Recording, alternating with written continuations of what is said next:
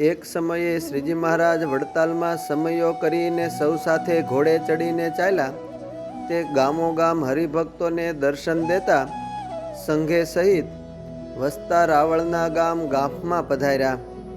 ત્યાં મૂળજી બ્રહ્મચારીએ અગાઉથી જઈને હરિભક્તોને ઘેર રસોઈ તૈયાર કરી રાખી હતી.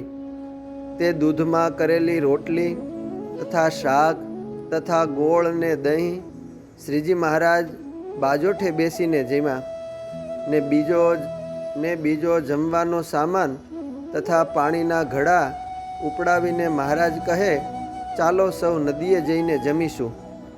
એમ કહીને ત્યાંથી ચાલ્યા અને નદીએ સંઘના સૌ ભેળા થયા. ત્યારે મહારાજે સૌને કહ્યું, હવે સૌ નાહવો અને પૂજા કરો. ત્યારે સંઘના માણસો સર્વે નદીમાં નાહ્યા ને પૂજા કરી રહ્યા. પછી મહારાજ ઘોડી ઉપરથી ઉતરીને ઉત્તર મુખારવિંદે ધાબળી ઉપર બેઠા. ત્યારે વસતા રાવળે જળે કરીને મહારાજના ચરણારવિંદ ધોયા ને જળ ચાખી જોયું તો મીઠું. તેથી પોતે બોલ્યા, જે નદીનું જળ તો મીઠું છે. ત્યારે સૌ સંત હરિજન સર્વેએ તુમડા લોટા તથા ઘડા ભરી લીધા ને બળદોને તથા ઘોડાને પણ પાણી પાયું. પછી શ્રીજી મહારાજ વળી ત્યાં થાળ જમ્યા ને કાઠી પાળા તથા સાધુ સર્વેને જમાડ્યા ને જળપાન કરી સૌ સાબદા થયા. ને મહારાજ માણકી ઘોડી ઉપર સ્વાર થયા ને ચાલ્યા. પછી તે નદીનું પાણી તપાસી જોયું તો ખારું લાગ્યું.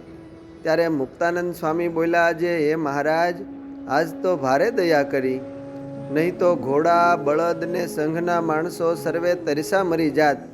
તે સારું તમે જેમ એક વખત સેવક સારું કચ્છના રણમાં પાણી મીઠું કર્યું હતું તેમજ આજે પણ કર્યું.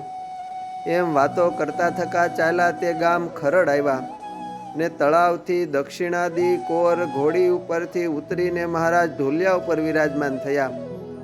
સંઘના સૌ માણસોએ જાણ્યું છે આ તળાવનું પાણી મીઠું હશે તે પીશું, પણ જ્યાં ચાખી જોયું ત્યાં તો ખારું ઝેર જેવું લાગ્યું.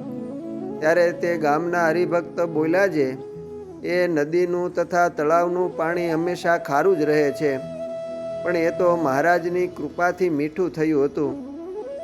ત્યારે નિત્યાનંદ સ્વામી અને બ્રહ્માનંદ સ્વામીએ મહારાજને દંડવટ કર્યા અને પગે લાગીને બોલ્યા, જે મહારાજ, આજ તો તમે બહુ રક્ષા કરી. એમ મહારાજ સૌની રક્ષા કરતા અને હરિભક્તોને ગામો ગામ દર્શન દેતા ગઢપુર પધાર્યા. અસ્તુ. જય સ્વામિનારાયણ. શ્રી હરિચરિત્ર ચિંતામણી ભાગ 3 માંથી